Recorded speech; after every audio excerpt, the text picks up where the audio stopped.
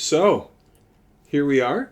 We're back, episode 2 of Nuanced Christianity. We're continuing on our project and seeing how this goes. We're once more in my basement with all the books I haven't read. Jay, welcome here. Good to have you back in the basement. Yeah, good to be here, Josh. So as we continue to explore different issues that are of interest to the Christian faith, but also the culture at large, we have one today that's going to be pretty spicy considering what the U.S. is going to be going through this year, which is an election. Ooh. And, one of the candidates, Donald Trump, is actually, this is on the table with regards to the justices he's kind of put in the Supreme Court and some of the stuff that they've overturned with Roe v. Wade. Yeah. So you can probably guess what the issue is, but I know, Josh, you wanted to get to some housekeeping. So a couple of practical points. One was that I just wanted to say that if you are listening or watching, this, we totally invite constructive, engaged feedback, right? Again, kind of in the spirit of what we're trying to do here. Our ideal listener is not necessarily someone who agrees with what we're saying, because we want to occupy that space of trying to learn what it means to disagree well. Engagement that way, totally fine. Feedback, totally fine. We are super fallible people, and so we appreciate that. Also, if you're listening, we welcome suggestions as far as future conversations. I think those were my main kind of housekeeping things. I did want to also clarify a couple of things from our last episode. Do you have any housekeeping before I do that? No. Carry on. Okay. Yeah. So one thing that I thought was we tried to highlight our backgrounds or our position ourselves, right? As just a kind of a full disclosure thing. But something I thought about after was that we didn't actually mention where we're coming from kind of like racially or ethnically for our listeners, right? If anyone is just listening and not watching this, I should point out that I'm a white guy, that might matter to somebody, Yeah. I mean, and it does inform my perspective at least a little bit. I come from a kind of a Swiss German background that has probably informed my life in ways I don't recognize, but for the most part, I wasn't conscious of the Swiss German thing so much, but definitely, a very kind of European background, white Canadian, right? That's very me. I grew up rural. I've lived in the city for 14 years. And you are? Yeah, well, so for those of us who are just listening and not watching the video, I'm Filipino. Immigrant to Canada. I immigrated right before grade 5 there. So for those of you guys who want a little bit of a Filipino history lesson, colonized by the Spaniards, then shortly after that by Japan in World War II. So, yeah, it's a historically Catholic nation. I think like over 80% of Filipinos would identify as Catholic, so heavy Catholic influence. I myself don't identify as a Catholic. I definitely put them under that umbrella of Christianity. So, yeah. And you spent some growing up in Hong Kong as well, did you not? I did, yeah, that's right. So I actually made a stop for 4 years, I think. 3 or 4 years.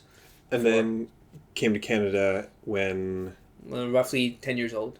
Right, okay. Cool. Yeah. So mostly Canadian. It's been 2 decades. Sure. But culturally, there's a lot going on there that definitely is very different from me. Yeah, definitely informs a lot of my thoughts. And Yeah. if it comes out, you guys will probably be able to glean where that's coming from. So I think that addresses kind of that thing that we maybe missed last time. The other thing that I wanted to clarify was you asked this kind of great question last time about, if somebody reads the Bible cover to cover, they don't come out with like an ethical system or a moral framework or whatever. And I gave a long answer, but the short answer was no, right? Because this is meditation literature. You got to spend a lot more time with it before you come out with.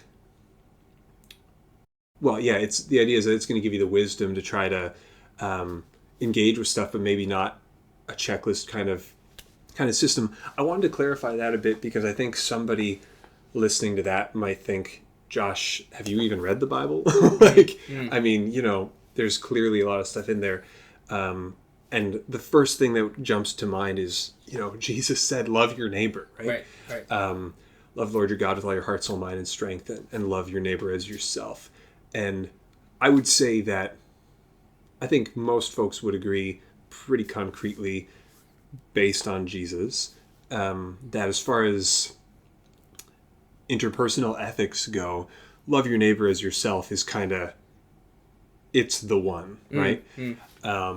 And I think my point in what I was trying to say is not that the Bible doesn't make these kind of comments, doesn't give us these kinds of commands, but even a command like love your neighbor as yourself isn't a checklist sort of command. It's a meditation point, right, in itself, and it has some contextual dependency. That's right. So, in terms of the idea that, okay, no, I can't just read through the Bible and suddenly know what's right and wrong all the time. Right. But I have to sit with this. I have to get to know God. I have to meditate on this stuff. The idea there becomes, well, the answer isn't so simply love your neighbor. You should know what to do now. It's, I have to ask the question, how do I love my neighbor? What does it look like to love my neighbor? And for most of us, if we're honest, we'll realize, that's kind of tricky. So I have to meditate on that. Yeah, day and night. Yeah, and I mean, I think, what you're trying to get at is actually pretty tough, because I think if anyone has some sort of basic philosophical training, like your philosophy 101, the ethical frameworks that people are used to are things like utilitarianism or categorical imperative. These are kind of very non-contextual models, or very, very few accounting for contextual models, and we can definitely get into some of that as we get into that headspace. Yeah. But the love your neighbor call is kind of an interesting framework, because you do have to think, you do have to ask the question, and the moment you ask a question, it becomes clear that it's not always clear or uniform in the ways people should love their neighbor. There's that dependency on the context. Right. So just to give a concrete example for this, and we probably won't spend a lot of time in this space today, but something that was really big for me in the height of the COVID-19 pandemic, when there was a lot of people arguing about masks or no masks and vaccines or no vaccines and all of that, when I found myself coming back to this question of saying, we're all arguing about this stuff, and we should be asking, what does it look like to love my neighbor today? And when I started reframing it that way for me, what I found myself coming to was, wow. Full disclosure, I was pro-mask. I was for wearing masks. But when I started asking that question, what I found was, actually, how do I love my neighbor today is my guiding question, instead of are masks good or bad. What I found is that sometimes loving my neighbor meant wearing a mask, and sometimes loving my neighbor meant not wearing a mask.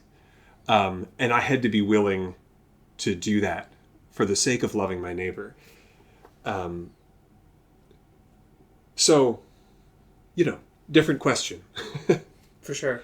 Yeah, and so we're going to look to bring a lot of that spirit into the topic today, because I think that nuanced, that word's going to keep coming up in our podcast, is going to be a great guiding light kind of for this topic. And, I think it's worth saying to people that today's topic can be particularly triggering.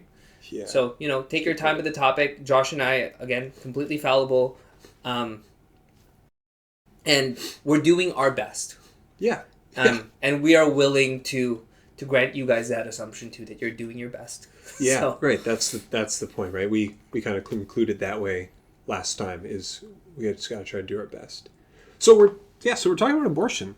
If you didn't guess from the context, from the context that we were giving with the U.S. election and all that stuff. And you highlighted the U.S. election, but obviously this is not just a hot topic in the States. It's hotter in the States, but it's hot here in Canada too. There's still a lot of argument about that, and it's a big dividing issue for Christians, for sure. And yeah, like you said, we're fallible. And also, I know for some folks, there's kind of this unwritten rule that men don't get to have an opinion about this or talk about it. There's two guys here. And so, and there's, I disagree with that opinion, but I get it. There's value to that. I understand why it feels like, what's up with men making all the rules about this and talking about this, right? So, just owning that and admitting that, right? There's something ironic about two guys talking about this. Yeah, we don't have the female perspective in this conversation. Yes, no, we don't. But yeah, so okay. All right, let's have at it. So I guess to start the conversation, Josh, what's at stake for the church in this issue? Oh, because if you're a secular person, why does the church even have an opinion? But if you're a Christian, why does the church have an opinion? Well, yeah, sure.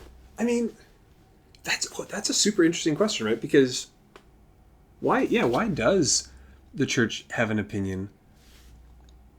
Okay, man, I want to back that up. Can I actually redirect that a bit? Sure. And I can put this back to you as well. Is that not that I don't think Christians should have an opinion about this, but the fact that it is a primarily kind of religious debate where it's like the secular community on one hand says abortion is fine, and then traditionally secular community says abortion is fine, and the religious community says abortion is not fine, and now more contemporarily liberal religious circles are saying it's fine as well, and conservative circles are saying it's still not fine. Mm-hmm.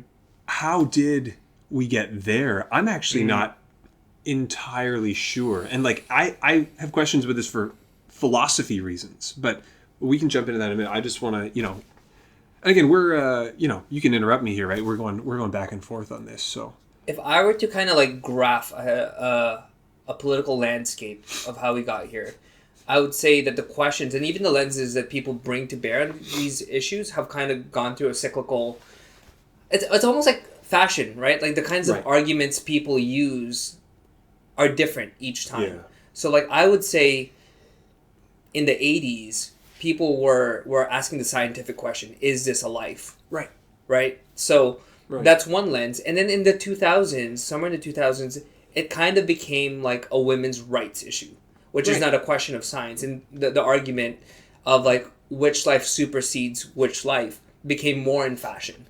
And you can kind of see that in Ginsburg's in kind of her justification for why abortion should be something that the Supreme Court handles. It's very much in that positioning of it's a women's rights issue, and women will never be equal with men if they're not granted this issue, which is a very different line of argumentation compared to the scientific one of what is life. And that's a really good point, because what you just highlighted, and that actually is going to that's super key for how do we think about this in a nuanced way, is that if you take the kind of typical two sides of this one, what you just highlighted is that they're actually speaking different languages, right? Because the I would say the pro-life side is actually still usually in that, I think you said the 80s, in that 80s framework, saying this is a life, and we can prove that scientifically, which means that abortion is murder, right? Mm-hmm. And that tends to be the rhetoric. Right. And then, to make that religious, right, there is this, obviously God says do not murder, and people will get, they'll quote, I think it's Jeremiah, I knit you together in your mother's womb, right? God cares about the unborn baby, right? Yeah. So all of that, and you start thinking about the soul, and love your neighbor as yourself is the unborn, is the fetus your neighbor, right? So all of that, but yeah, so you got the religious community tending to stay on that, this is a life, you shouldn't take a life. And then the current modern secular and or liberal religious side is saying, dude, a woman should have the choice as to what to do with her body. And it's dude, those conversations, they're just talking past each other most of the time. Mm-hmm. If I understand that correctly. Yeah, and a lot of the time they are. And then the third one to introduce into that is, and I think this has become kind of more the case, which is why I asked you, Why does the church get to weigh in on this? Is because I think the contemporary lens by which most people are actually having this discussion is like, only religious people believe that it's a life, so why does the church get to weigh in on this? So you have those three things: the scientific kind of lens, is this a life? Then the secondary derivative, which is, hey, this is a women's rights issue, and the third, this is a theocratic versus like separation government and church kind of lens. Yeah. And again, like you said, those are three different languages. Yeah, totally. And again, when you take, there are three very different languages going on, three very different questions, three different ways of thinking about this.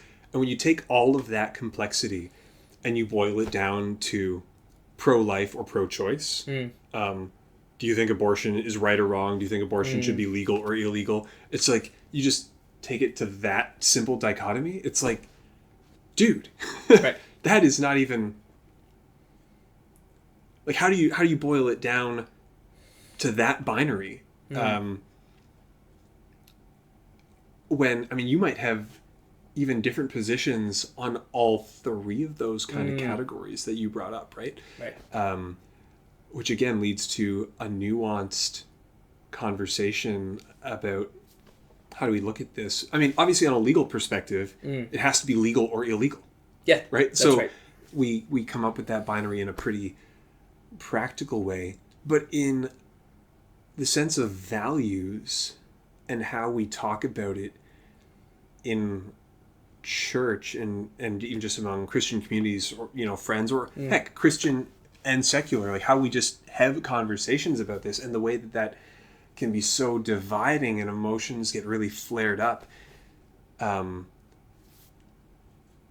least in those spaces, that conversation probably shouldn't be so simply binary, right? Yeah. And then maybe if we have those non-binary conversations, that can inform the other decisions we find ourselves needing to make. Yeah, and it's worth noting that the reason a lot of the conversation around it on either side of the aisle is abrasive is because everyone's kind of almost talking in slogans. I'm pro-life. Well, what does that mean? I'm pro-choice. Well, what does that mean? But Sure. Everywhere in between that is actually a gradient of decision-making that people have to make, right? So, yeah. Well, and I took, this is going way back, but, you know, first year university, took a critical thinking course, right? And and one of the things we talk about there is slanting language, right? And the abortion case is a really good case for that, or a really good example, rather, because pro-life and pro-choice, no one's going to say they're anti-life. right. And no one's going to say they're anti-choice, right? Right. So, but when you say I'm pro-life, that implies, well, the other people are anti-life. Right. Right? Or I'm pro-choice. Oh, well, so you're anti-choice, right?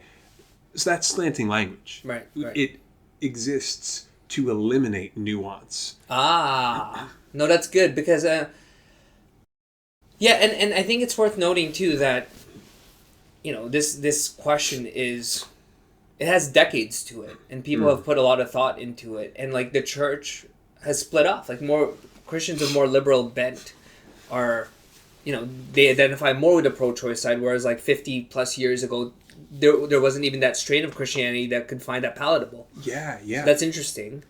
I do want to hear your take though on, and maybe there could be some back and forth here. Yeah. About, can the Bible give us any guidance? Right. Or an approach that the Bible that can be directly anchored in Scripture? Right. Yeah, and again, someone who knows their Scripture better can feel free to correct me on this, right? But as I understand it, the Bible does not speak to this question, right? Certainly not directly. Right. Thou shalt not have an abortion. Right. Or a woman shall have rights over her own body, which means X, Y, and Z, right? Or like if given the choice between being pregnant and eliminating the pregnancy, then do X. Right. So like, and all of that is in a cultural context, right? The cultural context we have today, super different from the cultural context back then. This question is actually by and large an absurd question if you were to put it in biblical context, because children are almost universally, maybe universally, a good thing in the Bible. Always a good thing. Now, some folks would say, there's your anti-abortion argument right there. The Bible communicates that children are a good thing. But if you just take a step back and say, I do think children are a good thing. God bless children. God, thank you for children. I was a child once. Same. But if you back that up and just say culturally what's going on there, right? Your life is in the family, right? And your children are how you have a legacy. They're also how you have insurance, for aging. There's a sense of children as a part of your prosperity, even, right? So like to have a lot of kids, that's a sign of bounty. So that's just not our cultural assumption right here. Right here, we're asking different questions like, well, hold on.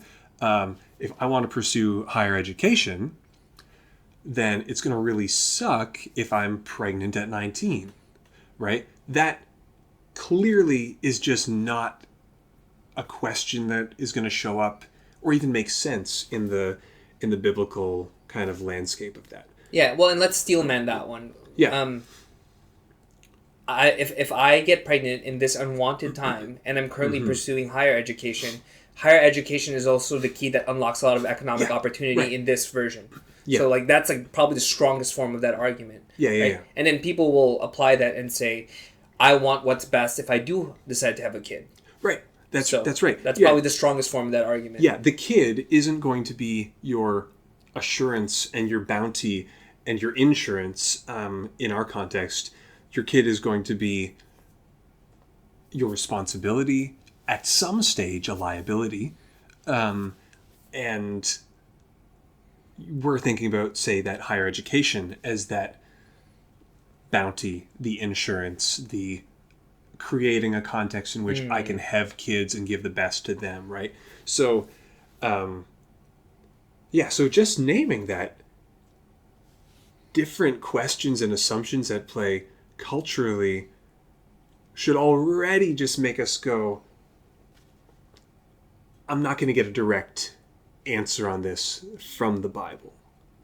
But if we think about this, again, in that sense of, I'm going to the Bible for wisdom, not for direct answers to my specific question.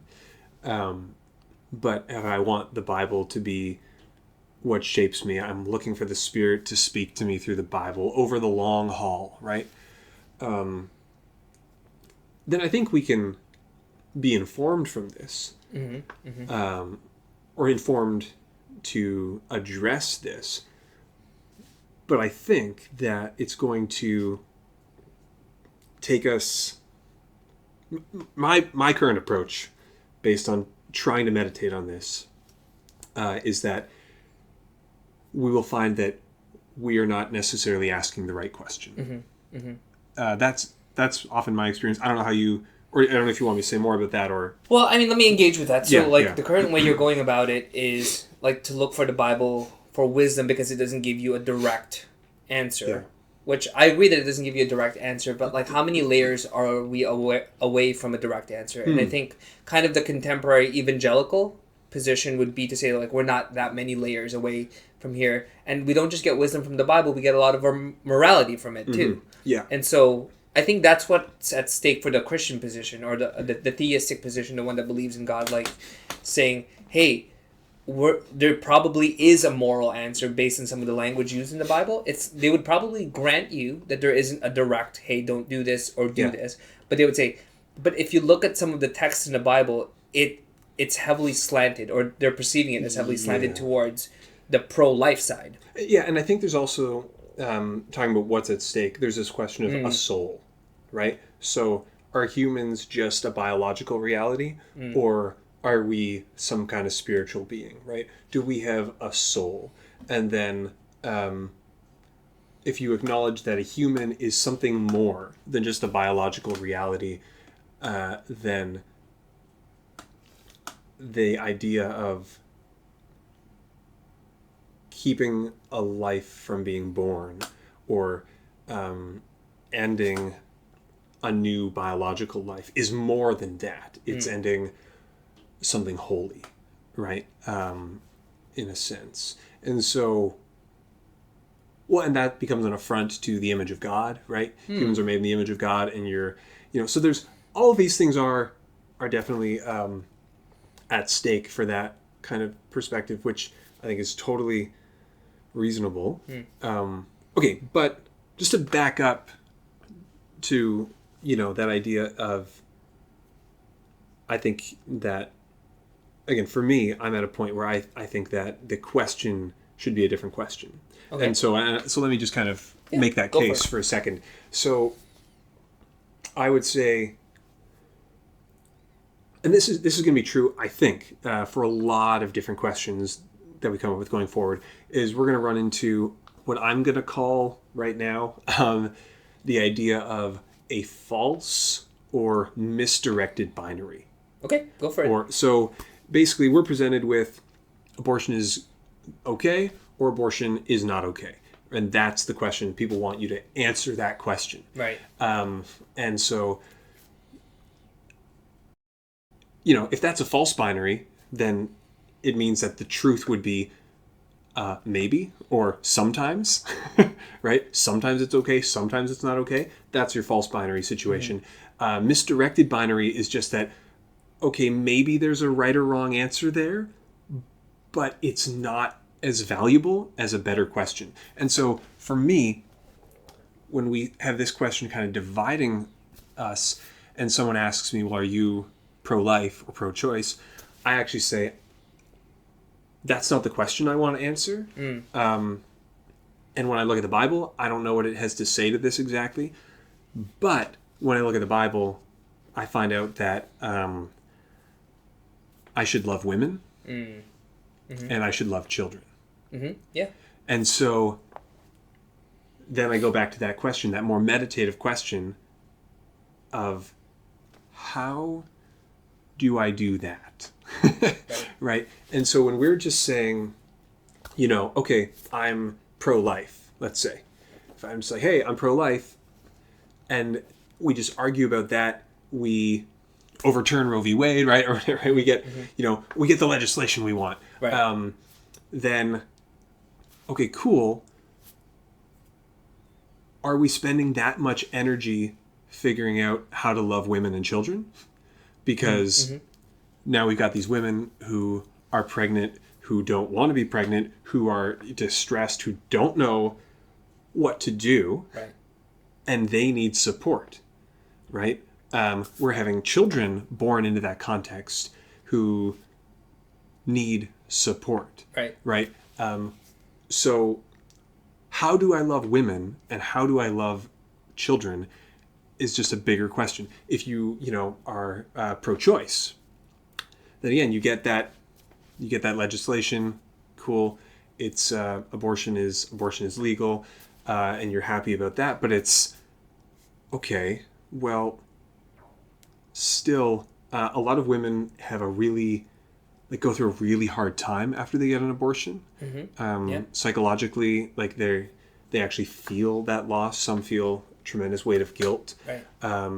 How do you, if you're a pro-choice person, or sorry, if you're a pro-life person, and a woman gets an abortion, how are you going to love her?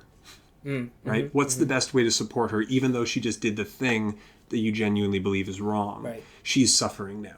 Right. Right? Or you've got a woman who's thinking about an abortion. Right. Are you just going to tell her, wow, you're considering murder? Or are you going to say, hey, I want to come alongside you. Do you think there might be a healthy way for you to keep this baby? Do you think you might be able to keep this and have that not alter your life in a really difficult way? I mean, politically, if we're asking questions that way, we would be fighting a lot less about legalizing or illegalizing this kind of thing. And instead we'd be looking at things like, can we refine our adoption system? Can we have more I don't know, support groups or support systems for people Sure. going through this kind of thing. As churches, we'd be thinking about how do we come alongside people who are pregnant, Right. right? So there's three kind of lines that you mentioned there. Three lines of, I don't want to say argumentation, but like you wanted to explore kind of the nuances in the particular issue, and it's not one that people readily think about, especially when something like a vote is coming up. Yeah. So you mentioned the idea that like, hey, this isn't like life doesn't stop just because someone does or doesn't have an abortion. There's like a real child which may or may not live, and what are we doing about that? Which is an interesting take and lens in it, and it's one that I've heard before, where you're not really pro-life, you're pro-birth. Right. Yeah. Right. So I've heard that line of argumentation. Again, I don't agree with it, but Right. You're touching on some of that. I would say some people definitely are Right. Okay. pro-birth, Right. and haven't gone far enough to really be pro-life. Sure. Not saying you are, but Yeah, I think no, some for people sure. are. Yeah. Yeah, and we can flesh that out certainly as a form of argument. But then the other thing that you're touching, or the way you're approaching it, is kind of like, what is the relationship between you and the person who it's actually very tangible. So it's one thing for us as Christians, as moral agents, to kind of bestow kind of like our judgment, but we're not the ones going through an abortion. Mm-hmm. Someone is, and there are real tangible consequences for us. Yeah. Right? Like this person, like they're going through it, and you mentioned suffering, whether they do or they don't have it. Yeah. So a certain amount of suffering might be on the table. But the other thing that you mentioned there, which is the third thing, I think. Sorry, let me just kind of collect my thoughts. Sure. Oh, right. Which is this idea of not asking the right question. Yeah. We're not asking the right questions, and so our conversation is limited or unnecessarily abrasive. Yeah. Would like a question be like, how do I love someone who is considering abortion? Be a better question, and like, Right. what might some of those policies Yeah. arise? Like, what kind of policies would arise based on a different question rather than some simple binary of legal, illegal? Yeah. So I think that's a lot for the audience, and I think that already shows kind of the different dimensions around this issue. And if you don't have answers, that's okay, because most people that we actually converse with don't readily have an answer for every one of these things. I mean, I don't know, right? Same. I don't know what the best way is forward. And I think that sometimes people can look at that and say, well, that's a cop-out. Like, you don't want to answer. And you're saying, I don't know. You're asking a new question saying you don't know the answer to that either. Yeah. And it's like, okay, sure. No, but I think for me, in a lot of ways, that is the point, is I don't know. And I'm really curious a lot of the time when I talk with other people how they manage to think that they do. Yeah, so I think, well, you tell me if you're okay with this setup. So, sure. Why don't? Because we're talking about lines of argumentation, and Josh and I are clearly admitting here that we don't know all the answers. Mm-hmm. But I think it would be good for our audience to like hear us engage with some of the contemporary arguments for and against. Yeah, that's right. So why don't we kind of do our best? Yep. You give me, which side of the aisle do you want to pick? What do you want to argue for? And I'll give you some of, like, because I'm pretty comfortable with giving you lines from the both pro-choice side, but also the pro-life side. So okay, why don't you? You take pro-life. Okay, so I'll present as best as I can some of the most pro-life arguments and the most plausible and convincing ones that I mean, quite frankly, that I find convincing. Yeah. And then you can pose to me kind of some of the contemporary sentiments from the liberal or the more pro-choice side. Pro-choice, yeah. Okay, so do you want to go first? Do you want me to? Who wants to be in the fire first? No. Okay, no. Let's just go for it. So, Jay, why is abortion wrong?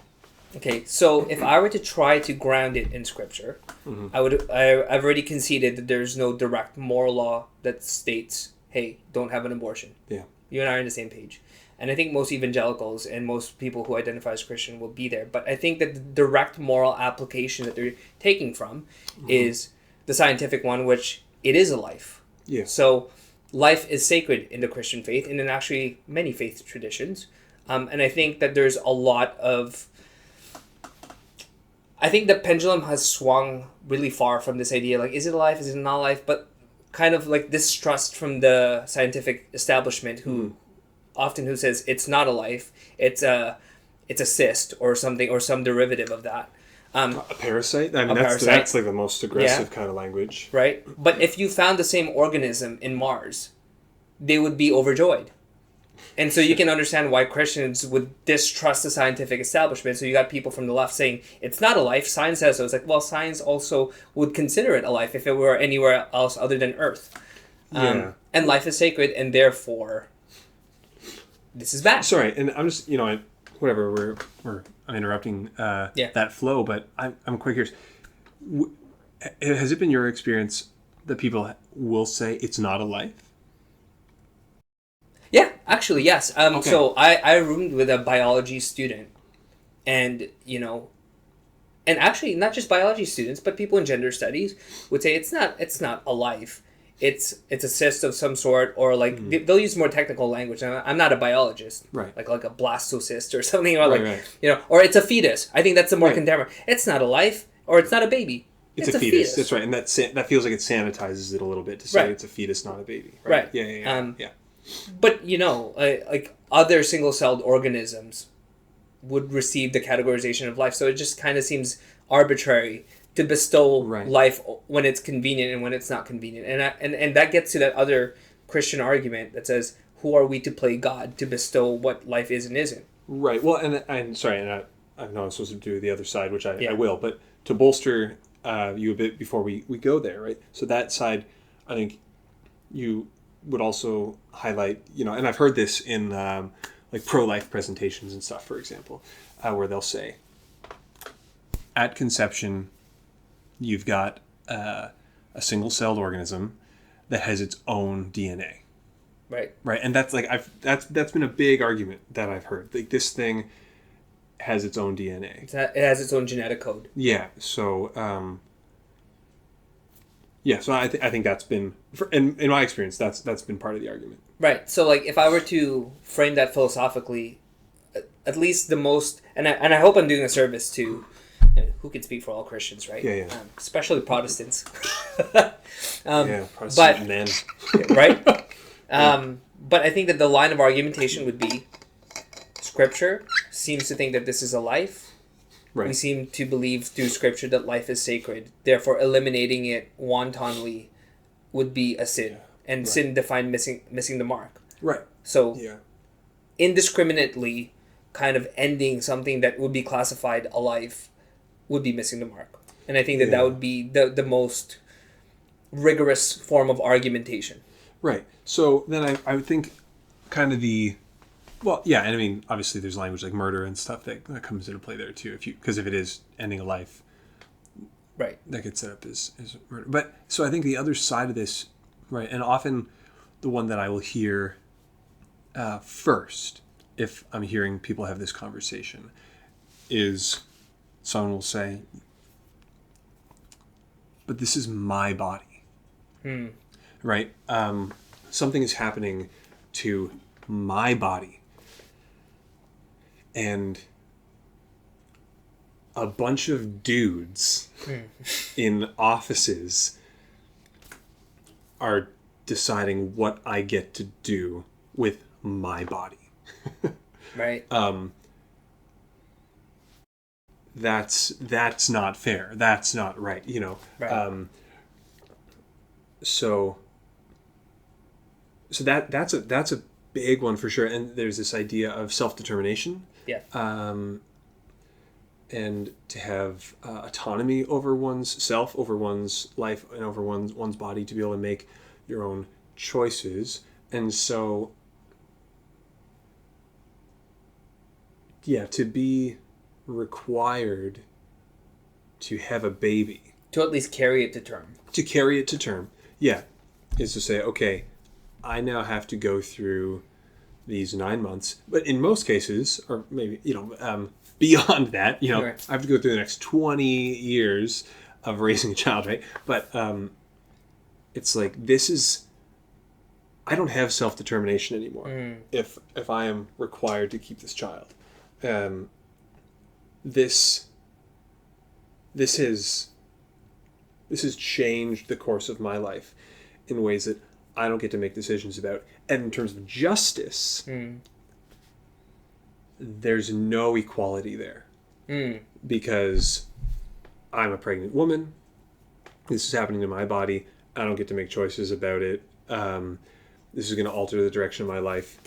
And the guy,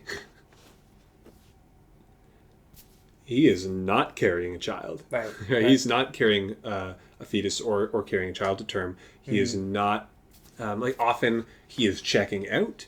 He is disappearing. He may or may not be paying child support. Right. And let's say he's paying child support. Okay, so it's affected the direction of his life too in a dollar value amount. Right.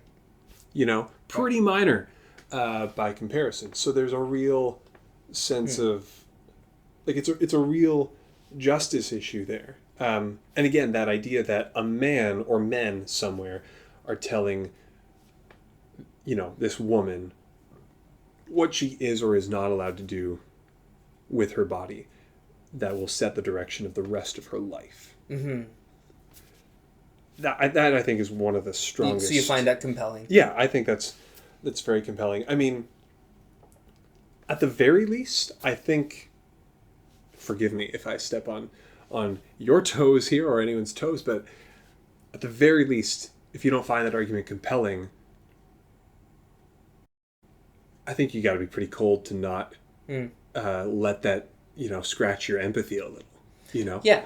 No, I think the most compelling part, as you steelman my point, I think the most compelling part of the argumentation is that men and women just don't have the same bodily consequences from the same situation.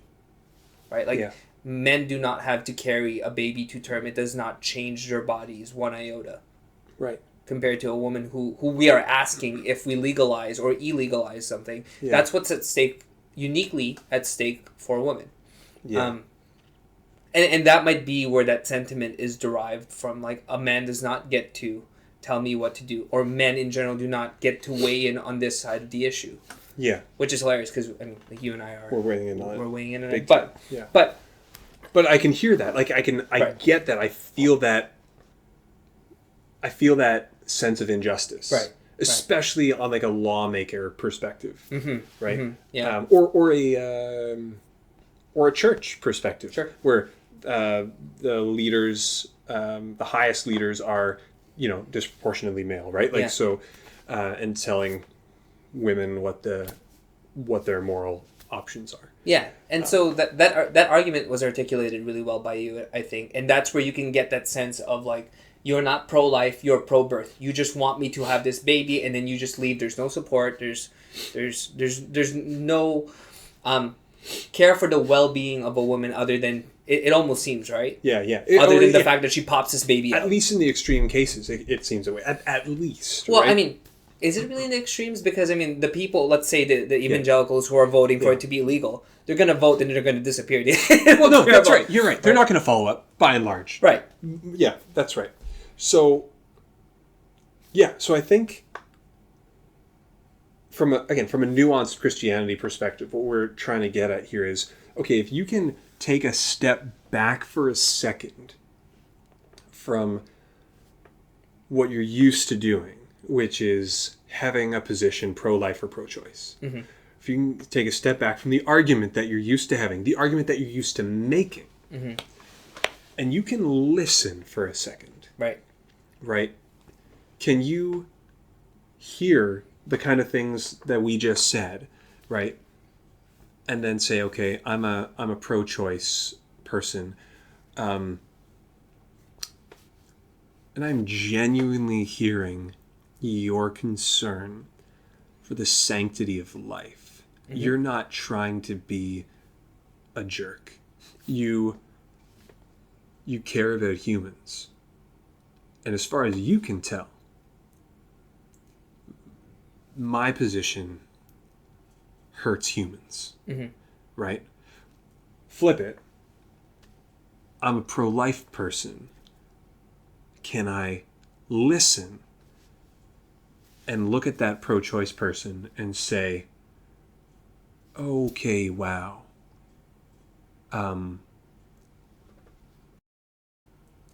you are carrying a real weight of injustice, and you feel that in a real way.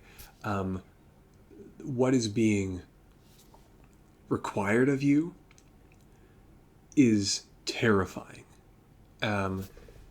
You are unsupported. You're angry about that. Like, that all makes a lot of sense. And honestly, you just want what I want, which is to live well. Right. You're looking for a good life. Or, that's assuming that you're thinking about yourself, but you're thinking about other people. You're thinking about the women in that situation. Right. Can you hear that pro-choice person and say, you're not anti-life. Yeah. You care about humans. Right. And you're looking at a lot of women who are going to be having a really tough time, and you want good for them. Yeah. And it almost seems like if you are a pro-life person trying to understand the mind of a pro-choice person, like, this woman who wants an abortion probably never intended to have a child, and now it's almost like you're kicking them while they're down. Or certainly didn't intend to have a child now, right? Now. That's the point. Like, Right. This was not... Yeah, because I don't think we should assume that everybody who wants to get an abortion Right. is someone who doesn't want to have kids. Right. But at this moment, in this instance, the way they got pregnant was not one that they intended. Yeah. That's already bad enough. And you're trying, and now you're telling them to, like, now you have to kind of live with these implications, right? Yeah, and I think it's also fair to say that most people who are deciding whether or not to get an abortion, but again, I've never been in this situation, but I'm going to assume Right. that that's not an easy choice Right. for most people. It's not pregnant, time for an abortion. It's like,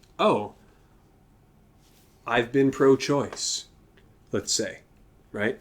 But now I'm pregnant, and I still feel the weight of that decision, right? Or maybe someone they're pro-choice, but their ideal situation is still that a child gets carried to term. Yeah. Right? Yeah. But now they're looking at their life and what's actually happening. Or someone who is maybe pro-life. It's like, okay, they've been pursuing the pro-life thing for a long time, and now they're pregnant. And they're not ready for this. It's a heavy choice, and it's a heavy decision, and I think most people actually are feeling that weight. And I think in our caricatures, we make it seem flippant. For sure. Yeah, I mean, if you're on either side of that aisle, the moment you meet someone who that question is very real for them, I suspect that a lot of your moral wanderings kind of seem thin at that moment. Yeah, and really, like,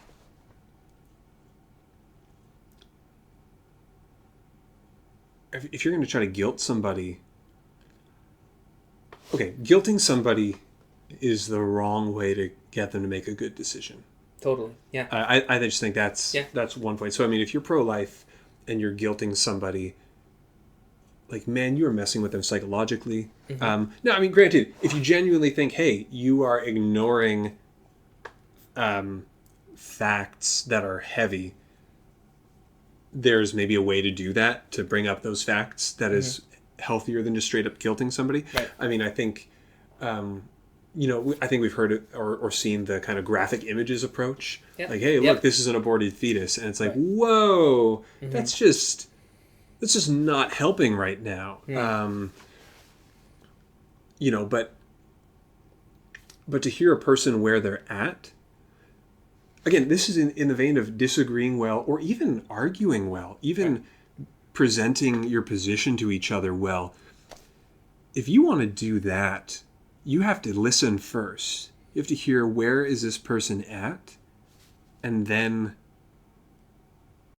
speak their language. Have a conversation so that you can have the same conversation, right? We talked earlier about, like, okay, often there's like these 2 or 3 or 4, whatever, different languages getting spoken in this. Why don't we start by speaking the same language? And when we do that, I think we'll often find that we're not incredibly far apart, even if we're different. Anyway, sorry, I framed that one as if you're a pro-life person trying to talk with a pro-choice person. But I mean, you can go the other way around there too. Yeah, Like for sure. when you hear somebody just kind of guilt a pro-lifer and say, you want to suppress, or oppress Right. women, it's Right. like, okay, that's not helpful right now.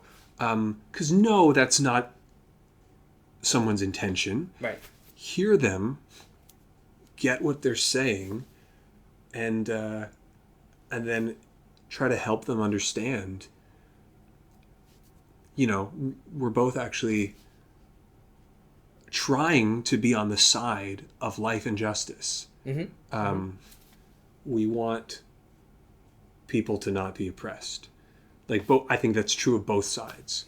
I think so. Yeah, One side is I think arguing so. for the marginalized woman, let's say, and the other is arguing for the for the unborn child, right? Right. Two people in a position of weakness, Right. and we want justice for them.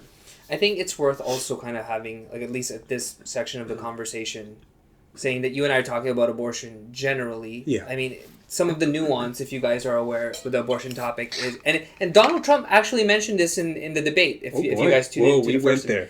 Yeah. We brought in Donald Trump. Well, yeah, I'm not quoting him. He's actually quoting Reagan.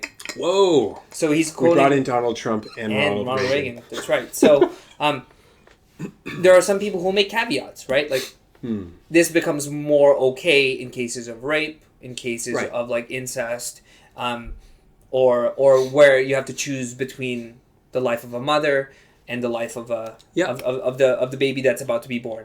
Right. That's right. And so you and I were talking about abortion generally, but there are these nuances that actually I think a lot of pro-life people will hold. Right. We were talking about sides, but they're also people. Right. Right. Actual people in actual Who circumstances. are willing to make caveats, Yeah. or to add a little bit more wrinkle into context. We talked about context dependency a while ago, right? Yeah. And I do think that these, like, each one of those different scenarios present a different moral question.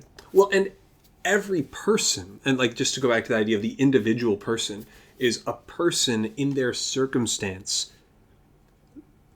Pardon me. That is the ground for nuance. Is great. General categories are helpful, or big categories, like you just said. Those different ones have different nuances, but also every person is going to be in a specific situation. And if you really want to learn to love your neighbor, if you want to learn to love people, you have to meet them there, wherever there is, and get to know what's going on here. You might not shift your position of what's right or wrong at all in that space. Yeah. But what love is going to look like Right. is going to really depend on what the situation is. Sorry, I totally cut you off there. You had your different categories. And so those were brought to bear in the debate. Right, sorry, just name those one more time. Yeah. That abortion had a different kind of legality, or at least a different moral stance in cases Right. where it was because of rape, in cases where it was incest, Yeah. in cases where you have to choose between the mother and the child. Yeah. So I think that you and I were talking more broadly about just, for someone, we almost assumed like that these cases did not meet those three tests. Right. It was just a general unwanted pregnancy. Which, and I mean, in fairness to us, the vast majority of abortions actually happen in the way that you and I speak. Sure. But often the pro-life, pro-choice debate doesn't is so absolute that it doesn't even address the categories that you're talking about. Right. Yeah, that's right. So, just very, very interesting to kind of hear it, because I think for a lot of people this is a settled question, at least for the secular. Now, I do want to ask you. So, I find myself. Let me just articulate kind of my personal conflict. Sure. Which is that if I'm a Christian, Yeah. and I generally kind of see things more from the pro-life standpoint. Yeah. Is there a way to kind of reconcile that with the idea that, like, I don't actually want the government to be a theocracy? Does that make sense? Yeah. Say So a it's little like- more. Say a little more. Okay, so if you are a Christian, I mean, like, and I think this is a very niche position.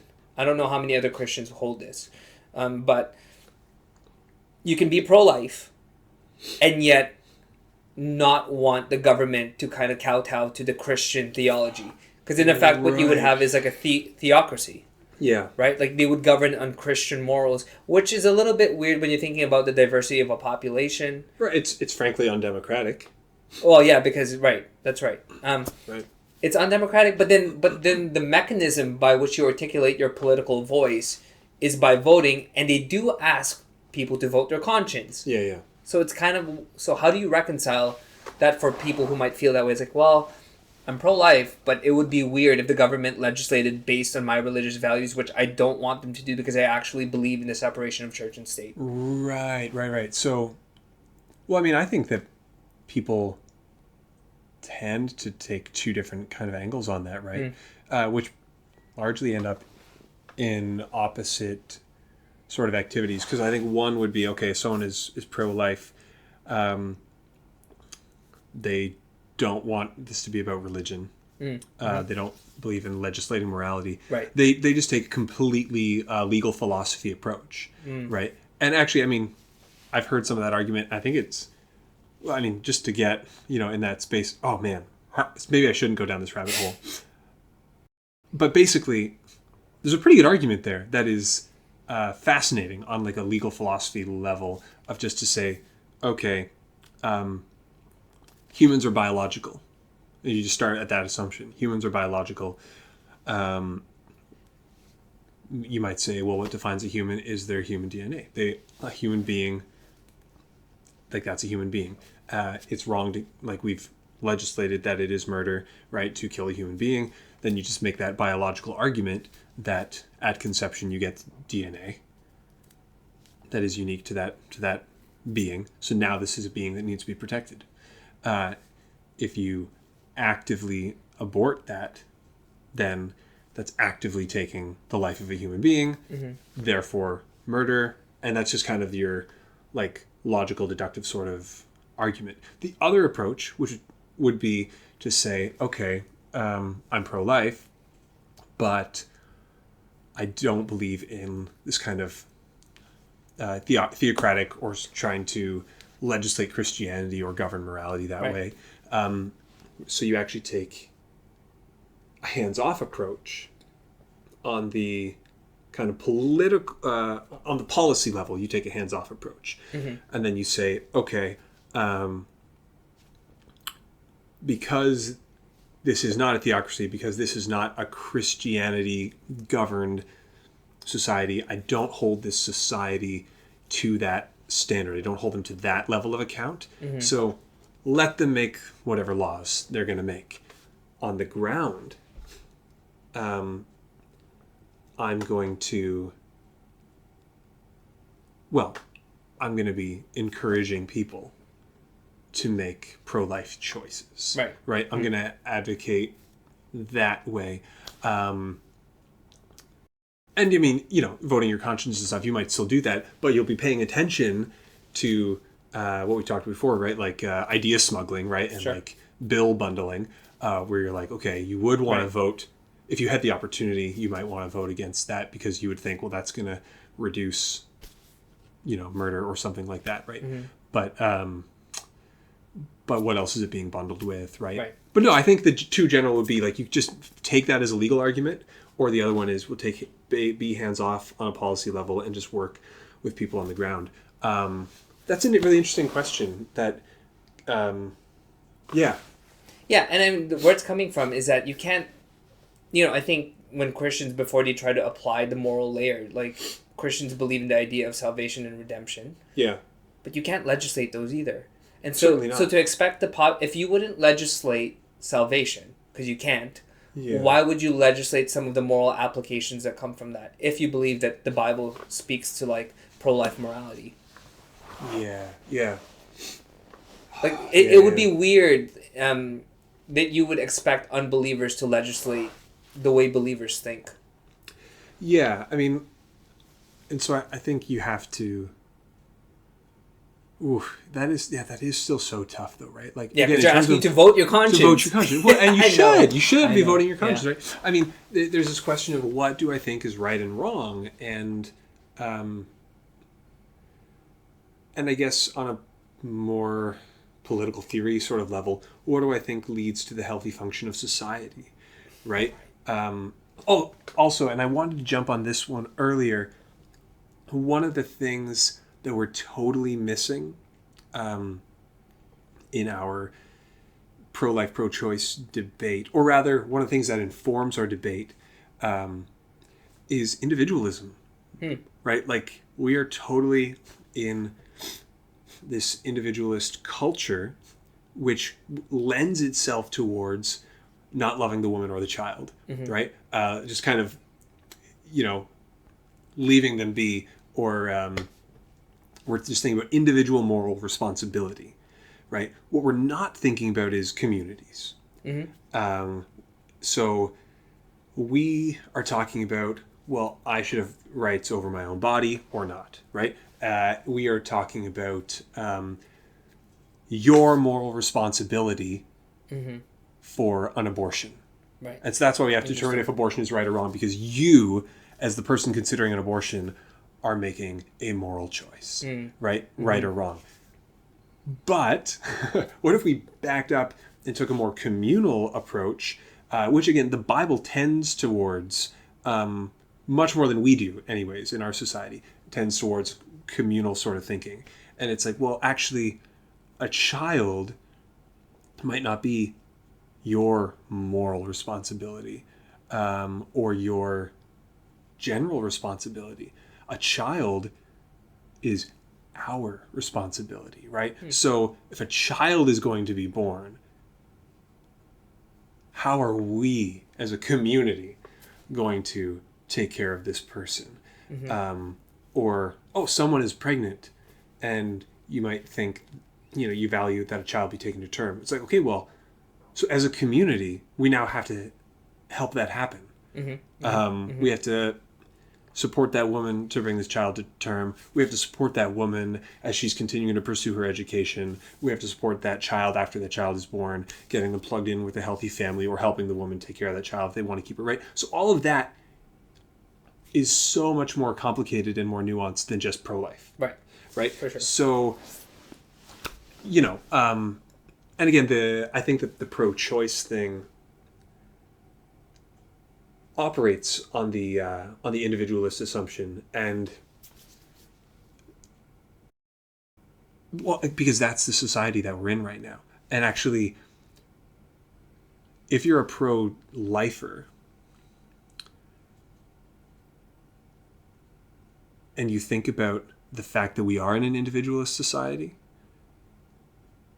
man, that pro-choice perspective makes a lot of sense. Because I'm me, and I'm the only one I've got, and I'm responsible for my life, and I'm alone in this world. Yeah. Like by and large, I mean, hopefully I've got people around me, but at the end of the day, this is on me, right? And even we can even put it that way, right? Some folks will say, "Oh, well, you shouldn't have got pregnant," right? And it's like, again, there's this. Well, that's on you. It's like, well, okay, but also there was a guy there, and there was a community, and also people make choices they regret. Yeah. Right. Like there's all of this, right? I think the way people have such limited time or they're choosing to have limited time to really hear each other. But I think if you're pro-choice and you looked at the way pro-lifers kind of go about the business of supporting a woman who they may have encouraged to have the child, you would see. Again, you would see a little bit more nuance in that, because a lot of them actually are more supportive than just being pro-birth would have you believe. Yeah. But the same goes true if you were pro-life and you saw the way people kind of, in a gentle manner, kind of weigh. You could see how the sanctity of life actually weighs on pro-choice people when they're asking them to actually say, like, hey, consider this. Like, I actually think that, like, now that it's coming to me, I do think that some of the pro-choice people that I've encountered still also believe the sanctity of life, and you could kind of hear the weight of that decision in their conversations. Well, and we get questions like too in our society, right, about at what point is it okay or not okay to abort a child? Right. I mean, when we're talking fetus versus baby, when does that transition happen? Sure. And those are live questions for a lot of people. And I should also say, like my mother at least has been in the past. I don't know where she's at today, but has been heavily involved in pro-life work, like movement, and I know for her, there, like, she would volunteer in like the right to life office at one point in our town, and I know that support of people who have gone through an abortion or support of young mothers or whatever, like, was totally on their radar. Like it absolutely was. But I think that when we just back this out to the big debate that anybody and everybody has an opinion on, Right. I think a lot of those people who aren't maybe activists but are willing to hold a sign, or aren't, maybe they'll preach about it from the pulpit, right? But they don't really have skin in the game. Like, I think a lot of those people are the ones who are missing that. But I think you're right. There are a lot of folks who are pretty passionate, who are actually trying to go the extra mile, or do some of that deeper work. But definitely, on Twitter or on the news or whatever, like, we're missing that from the equation, and the way that we tend to vilify people, vilify the other side. Yeah. Yeah. Yeah. I mean, well, let me play devil's advocate. Sure. Or just kind of like in the last remaining time that we have. Yeah. Well, I don't know. We're probably going pretty long. Well, which is good, because right. it is worth it, given. Yeah. Well, let me tell people why I think it's worth it to go a little bit longer in this session. In 2023. So this is the most recent stats that we have. We're halfway done 2024. There were 1 million abortions in the U.S. Oof. Right. So if you think about the U.S. as a population of 300 million or 400 million, that's about 0.25%. Mm-hmm. So about 0.25%. So I think that the stakes are high if you're pro-life and you think that every one of those fetuses that were aborted was a life. Yeah. The historical average has been in the hundreds of thousands, and they've just broken the million. Right, so I think it's worth it for people to kind of wrestle with that on either side of the aisle. When you say hundreds of thousands, just for perspective, do you have any, are we talking 900,000 or are we talking like 300? Okay, so 300,000, low 300, crept mid up to 300s, 600, then it's down a million. If you were kind of, and our parents might remember this, when Roe v. Wade was happening, I don't think either side would have wanted to maximize how many people had to make this decision. Right. Yeah. And yet here we are. Sure. So it's just kind of like an interesting way to frame the discussion. Like, okay, historically we've become more lenient towards this and granted the rights, and yet more and more women are having to make this decision. Right. And that, I think that's a really good point, because it points out that we're liberal or conservative, in a vast majority kind of way, we're not doing that extra work, right? We're not. The fact that, you can be like, okay, abortions were legal, and we wanted that, we got that, and now there's a crap ton of abortions going on. It's like, so we just stopped working, or maybe there was other work we should have been doing to help. Just because abortions were legal, that doesn't mean that there isn't more work to be doing to keep people from getting in that situation. Right? Maybe that's a birth control thing, or maybe that's reminding people that sex has consequences, and so you got to think about that. You got to be careful, or now, whatever, right? I give you that statistic, and it might sound pro-life leaning. So let me give you like a pro-choice leaning statistic. The number one predictor of poverty is single motherhood. Right. So that's so when if you challenge other people to feel some empathy for someone who might not be wanting to have a child and whose partner might not readily be wanting to support that child. And when I say partner, the person who got them pregnant. Yeah. But what's at stake for that woman is poverty. Right. And then also a lot of, I don't know these statistics, but it's conceivable, right, that you could have a lot of people don't want that single parenthood and end up staying in an unhealthy relationship that becomes abusive if it wasn't already abusive, right? Like, it's just this, oh no, we didn't, we weren't really committed that way, but now there's a child involved, and so now we're staying together, and he beats me, right? Like, I mean, whatever, like that story exists. We know that story exists. So yeah, that's a really good point. So you can ask that question when you're looking at those, that million abortions. So you could frame the question, how many women just got kept out of poverty because of that, right? Yeah, that's a really good point. Yeah, poverty being at stake. Yeah. Yeah. So that's a challenge for either side of the aisle. Yeah. In the spirit of like keeping the nuance, just kind of hearing the other side's strongest data driven point. I mean, you and I approach it from a theoretical, but these things are ongoing. So yeah, I do think that we should probably do a part two. Because sure. it's very hard to capture the full nuance of each side's stance. Big You and I, time. this is very introductory. But what do you guys think? What do you Yeah. think Josh and I have failed to mention? I'm sure there's many layers that you and I haven't gotten to because of time constraints. Yeah. And because, we only think as deeply as we do. Right. But, also, I'd love to hear, you'd love to hear, does hearing this conversation, is this conversation just obvious to you? Or when you hear this, does this actually, help us think, oh, yeah, maybe this is kind of hard. Maybe my position does have consequences that I haven't thought about. And also, I mean, embedded here, right, is that question of, like, you just framed, like, using those statistics, that brings up the notion of consequentialism, right? Which is different ethical philosophies, right? Is it the act itself, or is it the consequences of the act that determine its morality? And by the way, that's not easy to know. And how do we wrestle with that? And maybe we don't answer it, but maybe we spend time scratching our heads instead of waving our flags.